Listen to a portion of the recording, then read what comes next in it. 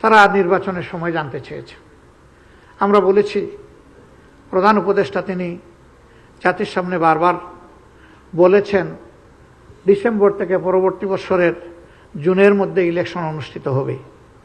আমরা এই সময়টাকে আনুষঙ্গিক প্রস্তুতির জন্য, সংস্কারের জন্য, বিচারের জন্য আমরা মনে করি যে এই সময়টা গ্রহণযোগ্য। কিন্তু এই সময়ের সীমা যেন অতিক্রম করে না যায় সেই ব্যাপারে আমরা সতর্ক দৃষ্টি রাখব।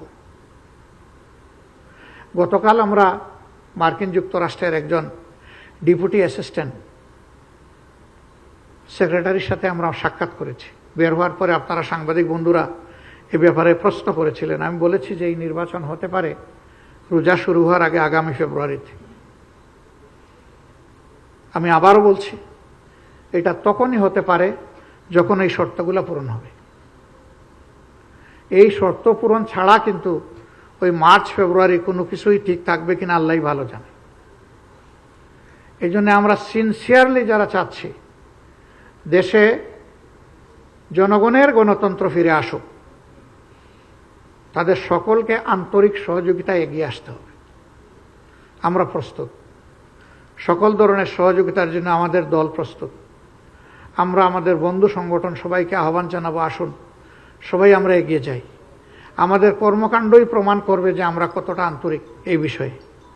জনগণ তখন দেখতে পারবে, বাস বিবেচনা করবে।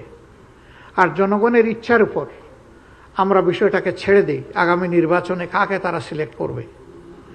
তারা অতীত দেখবে, দলগুলার ম্যানিফেস্টো দেখবে, বর্তমান কর্মকাণ্ড বিবেচনায় নিবে, নিয়ে ভবিষ্যতে কার কাছ থেকে কি পেতে পারে সেই আশা নিয়ে তারা যে প্রত্যাশা, যে স্বপ্ন অন্তরে লালন করে।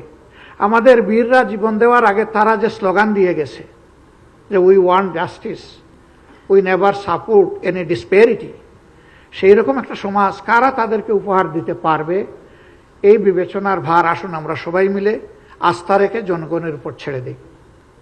Late be people to decide the matter, not we people.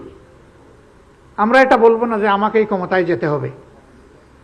আমরা বলবো জনগণের ইচ্ছার আলোকে জনগণ যাদের উপর আস্থা রাখবে তারা দেশ শাসন করবে, বাকিরা বিরোধী দলে বসবে এবং তারা সরকারি দলকে ন্যায়সঙ্গত কাজে সহযোগিতা করবে, অন্যায় এবং জনগণের ক্ষতি হয় এমন সকল কাজে প্রতিবাদ করবে, প্রয়োজনে প্রতিরোধ গড়ে তুলবে। This is duty and beauty of democracy. আমরা ইনশাল্লাহ সেদিকে এগিয়ে যাব।